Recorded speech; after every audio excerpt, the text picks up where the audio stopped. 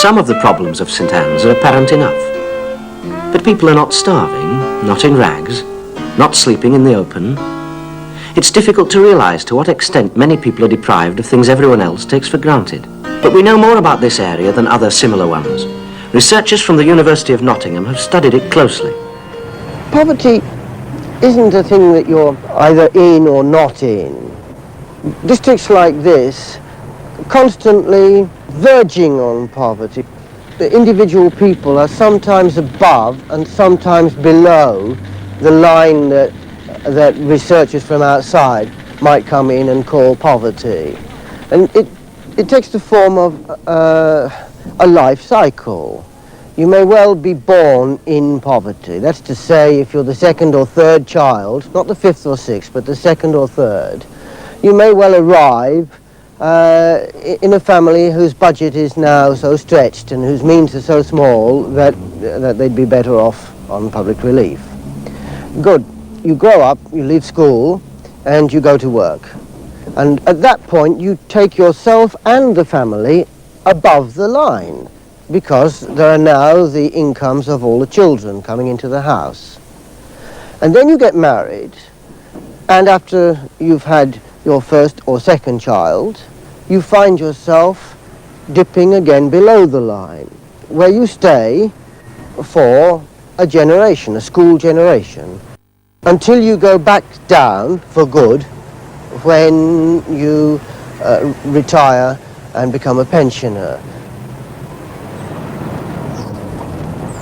Pat Smith and her husband have 2 young children and would find it very difficult to make ends meet without her long hours at the lace. How much will you get for that lace work, and how long will it take you? Well, it varies, but this piece will take me between 3.5 hours to 4 hours. And they're 3 shilling a dozen breadths, and there are 3 dozen, so I shall get 9 shilling. And will it normally take you 3 to 4 hours, or may it take you shorter or longer? The work varies as you get it. If it's been overdressed, the threads are harder to pull out. And if the work's softer, they're easier. So it could take me, well, up to 12 hours to do the same amount of work. And you get more money then? Oh no.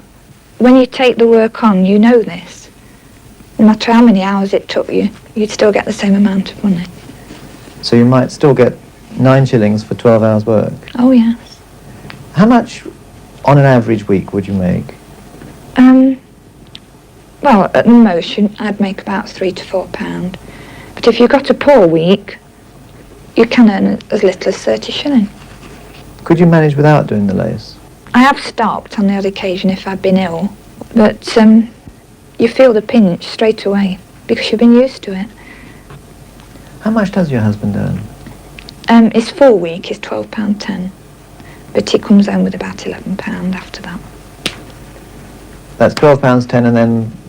His stoppages. Of this £11, 50 shillings goes in rent for a house with no bath and an outdoor lavatory. The house is very damp, but because they've worked hard, it doesn't look it. No, because my husband's put wood on the walls. But behind there, it's green and very damp. Does that mean you have to have a lot of fires? In this room, yes, you should have a fire continually. In the front room, you can't afford to have a coal fire in both rooms. And the furniture just goes green with mould. But the little boy suffers with bronchitis terribly. And, infections of the ears and that, through the damp. Are they doing well at school?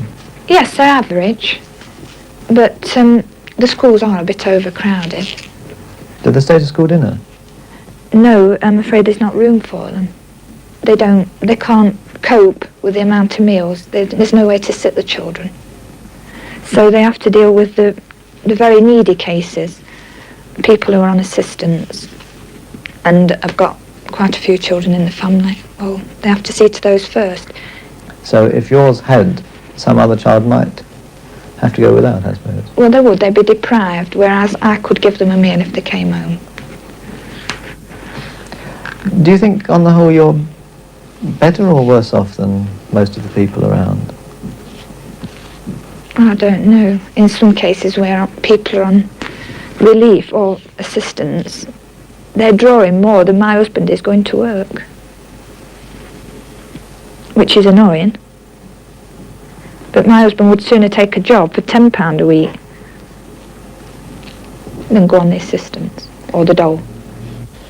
Do you think it's fairly widespread around here that people just can't live on the wage that the man brings home? Well, there's a lot of cases, yes.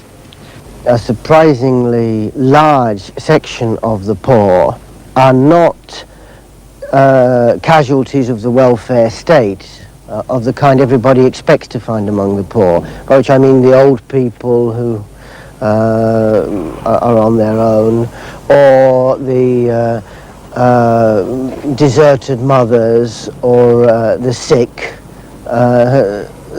Those categories people expect to find among the poor.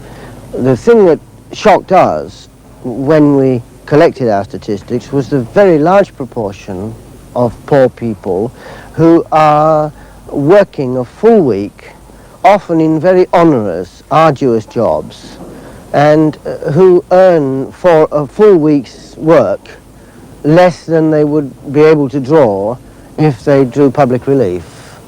And a very large proportion indeed of the poor people in this area live in families where the breadwinner is working against odds in this sort of way.